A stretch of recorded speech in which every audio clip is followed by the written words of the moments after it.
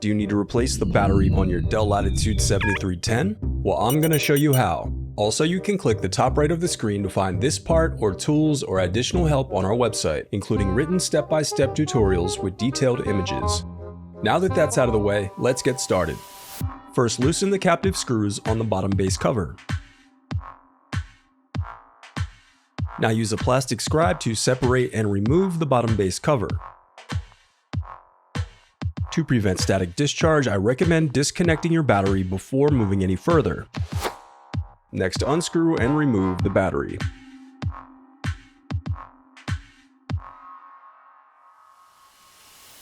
The reassembly of your laptop is as simple as following your steps in reverse.